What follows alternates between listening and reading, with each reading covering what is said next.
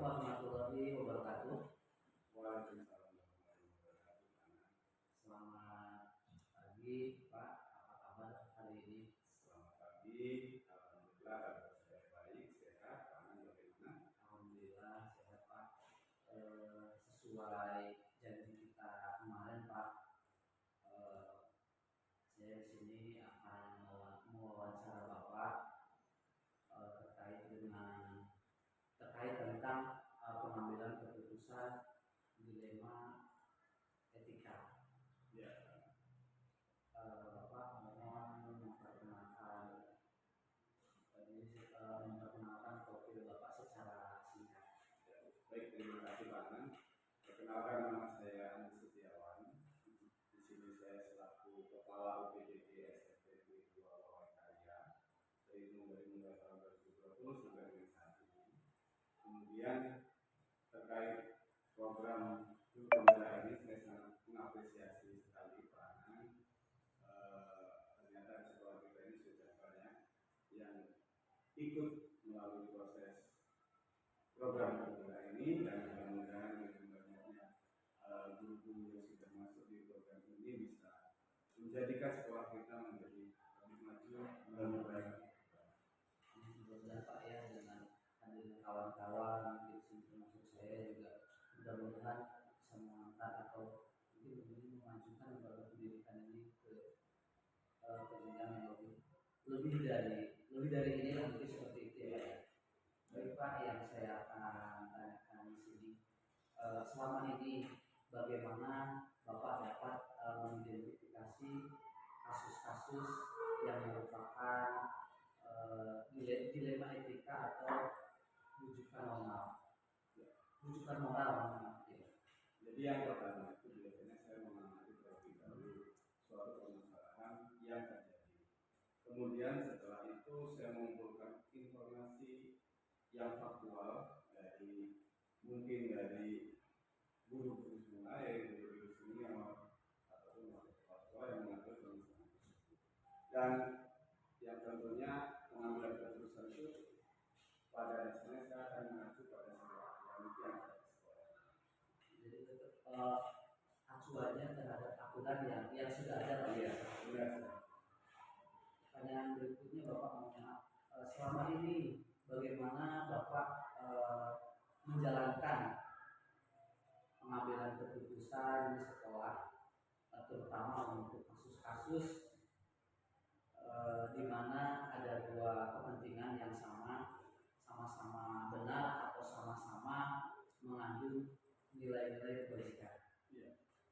Jadi untuk kasus yang berbagi ketika ada permasalahan dan semua dua-duanya itu benar, itu tentunya kembali lagi dengan yang pertama tadi Pak Anang, itu saya biasanya kembalikan ke aturan sekolah. Jadi permasalahan itu penyelesaiannya harus sesuai dengan aturan yang ada.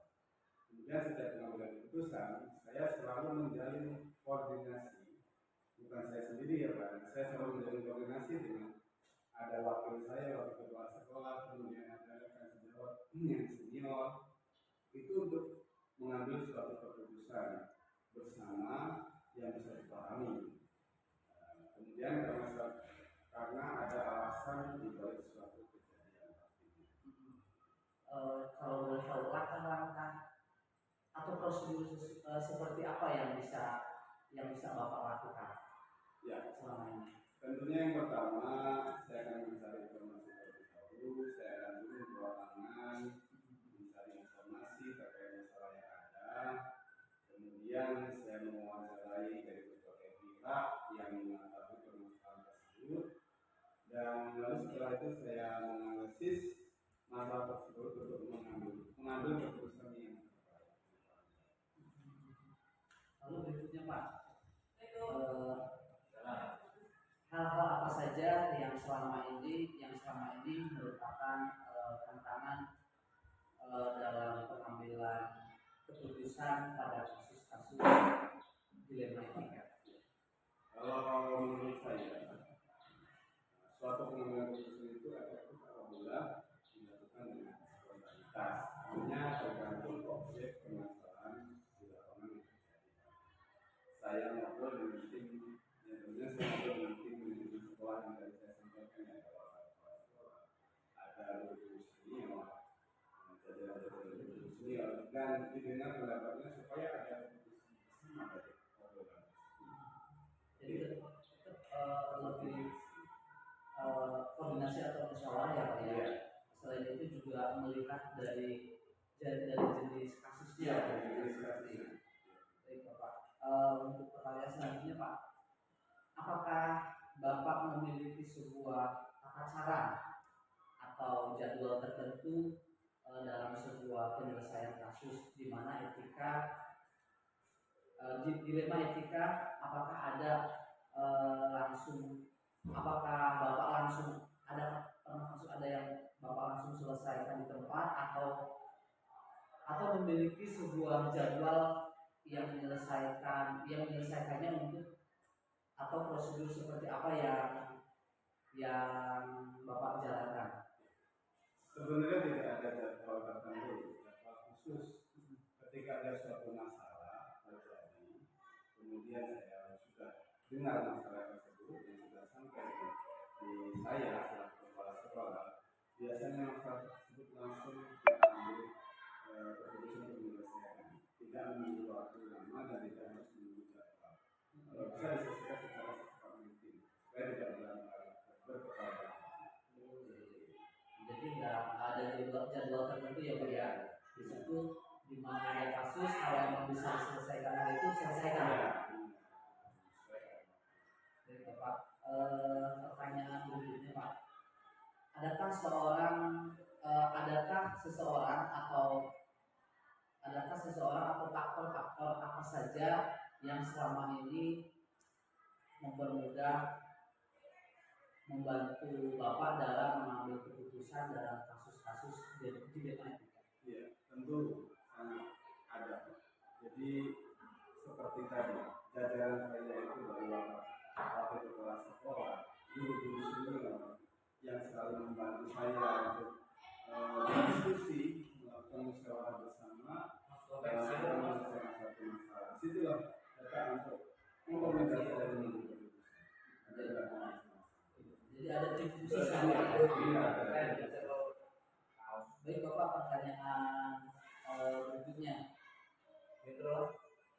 Dari semua hal yang telah disampaikan, pembelajaran apa yang Bapak petik dari pengalaman Bapak mengambil keputusan di dalam etika ini? Tentunya pengalaman itu tidak berbeda.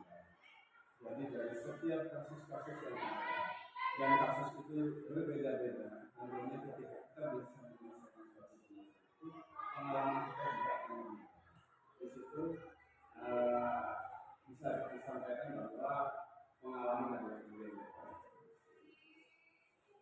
Andi, terima kasih. Mungkin untuk wawancara kita hari ini cukup. Dari pribadi saya juga mohon maaf dan terima kasih banyak Bapak sudah meluangkan waktunya untuk diwawancara untuk memenuhi tugas-tugas saya.